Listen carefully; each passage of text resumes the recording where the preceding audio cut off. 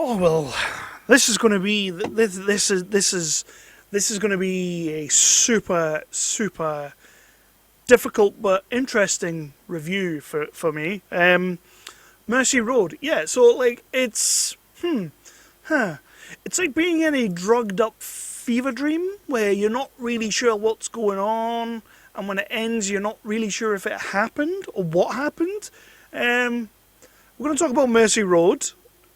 I'm not going to lie, it's going to be difficult, but we'll get through it together, okay? We'll get through it together, okay? Let's do this.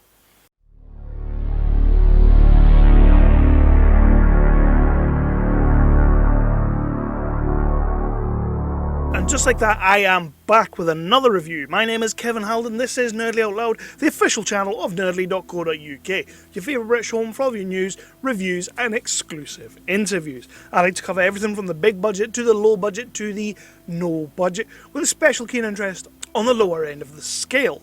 And today we have a movie called Mercy Road, directed by John Curran. This is going to be a difficult one to not talk about spoilers, but I did want to get in the booth and talk about this film. It was one of those things that I really hope that after talking about it and doing a little bit of like therapy with it, I will get to grips with it and hopefully be able to give you some cohesion, because it is a fever dream kind of movie. It is pretty mental. The story is kind of all over the place on purpose, I think. And when it finished, I felt like it had maybe gone completely over my head. Like, maybe, I don't know. And before we get into it though, please do all those wonderful things. Hit that like button, hit that subscribe, and ding that notification bell. It helps on the YouTube, it helps people get to know where we are, who we are, and what we do. And of course, go over to the website where Phil and the gang have been writing hundreds and hundreds of reviews. I've not written anything for ages, to be honest. I've just had one of those years. But today we're going to talk about Mercy Road. Let's just go and let's get on with it. And as you know, my normal process is that I like to talk about the plot of the movie. Good luck with that. I like to talk about the cast and the crew of this movie. There's not much of them. Then I like to get into what I did and didn't like about the movie. That'll be fun. And then give you my final rating of this movie. God knows how that's going to go.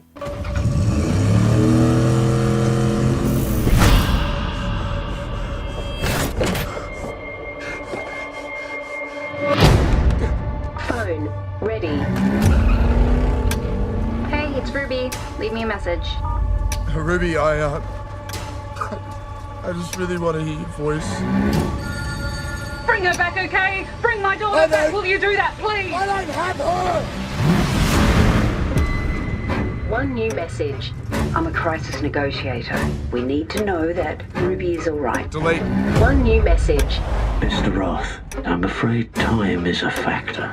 Delete. So I always say that that's how the review is going to be laid out, but to be completely honest, we'll probably jump around quite a bit with this one, because it's not one of those movies that I feel like you can talk about in a sort of lineal form or a sort of a section format. So what I will say is actor Luke Bracey, we all know Luke Bracey, he was in the Point Break remake, really quite like that film, not as good as the original, but it's pretty decent. So Luke Bracey, we know, is a good actor, and he's got some of the chops there. And in this movie, he's playing Tom, and Tom is a dad. When we first meet him right at the start of the movie, he's getting in the car, he's reversing away from something, and then he just drives from there on out. Have you seen the movie Lock with Tom Hardy, where he's just driving and driving and driving, talking on the phone to many different characters? That's kind of this movie, but more of a fucking thrill ride of a movie, where he is just driving fast as shit. He's taking phone calls, he's not taking phone calls, he's shouting at people, he's not shouting at people, and that is kind of what's going on here. We don't know straight away what's happened, but as the movie goes on, it starts feeding us little bits of information. And what we come to find is that his daughter has maybe done some sort of picture that's been given out on Snapchat to all her friends, and then the stepfather has maybe been involved somehow, possibly done something to the daughter. So Tom went to the house. It sounds like he possibly did something nasty to the stepfather, but we can all agree that that was probably a good thing. Then he's in the car and he's driving away, and now the health and services people are trying to speak to him. The daughter's friend from down the street's trying to talk to him. The ex-wife is trying to talk to him. Loads of people's trying to talk to him. And then we get a phone call from the associate. Toby Jones playing the associate in voice only. We know it's Toby Jones. It's like when you watch Phone Booth, you know it's Kiefer Sutherland. Spoilers for a movie that was made 20 odd years ago. But yeah, we know this is Toby Jones. And because Toby Jones has that kind of voice, and it's an awesome voice, and it's the kind of voice you'd probably want to speak to over the phone.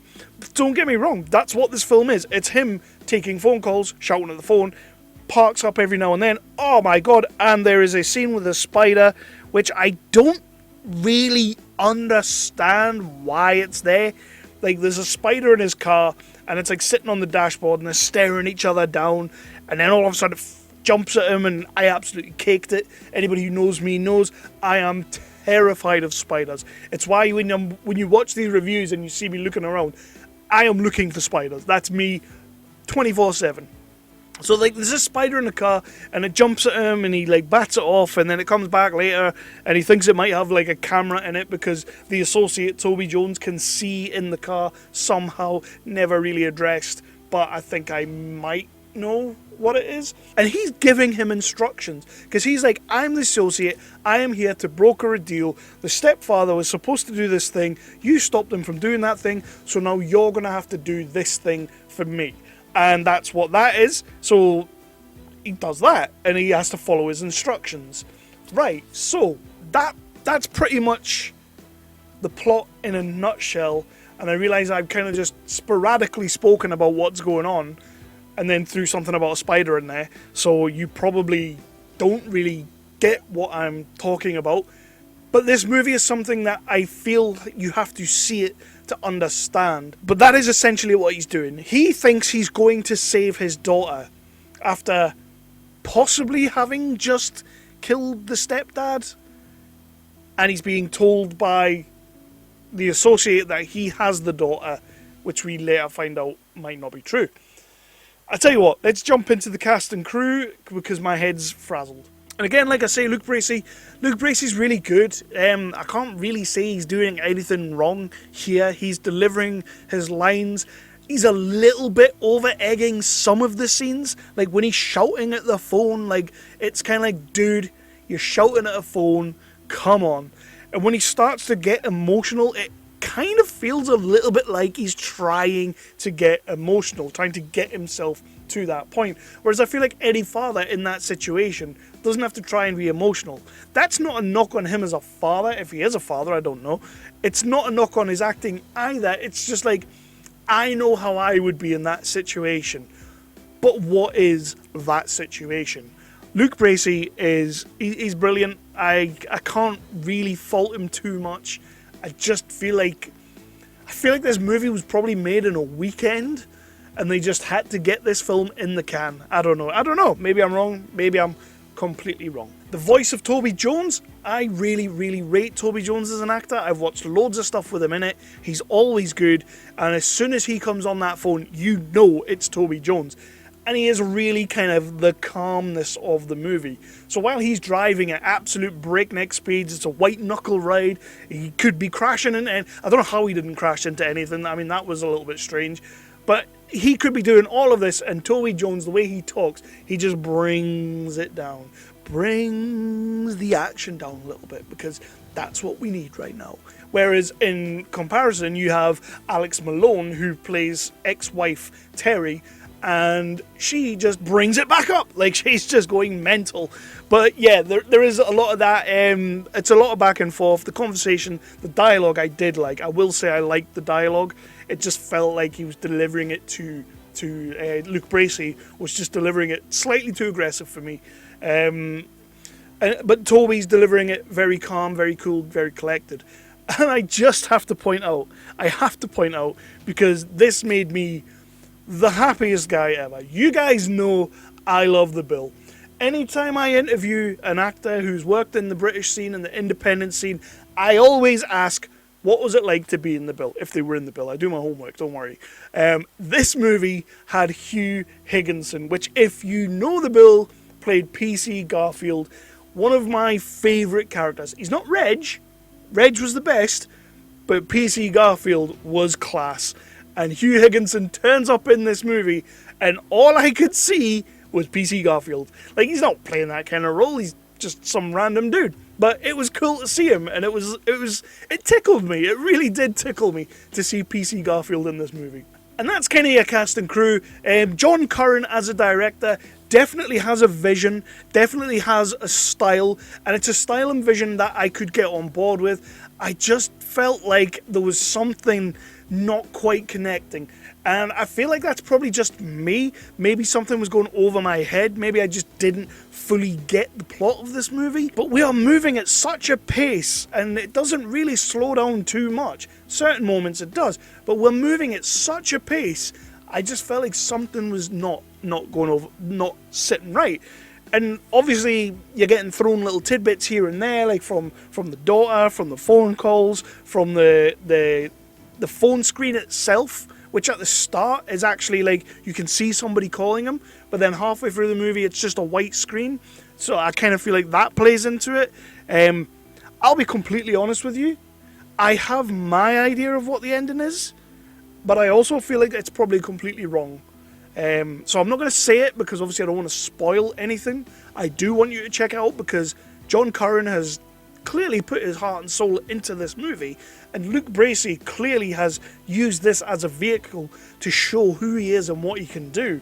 So that's all great. So I'm not going to knock it too much for that, and I'm not going to give you any spoilers because for those reasons you should definitely see this movie. And then something that I wasn't overly keen on was the soundtrack, the score.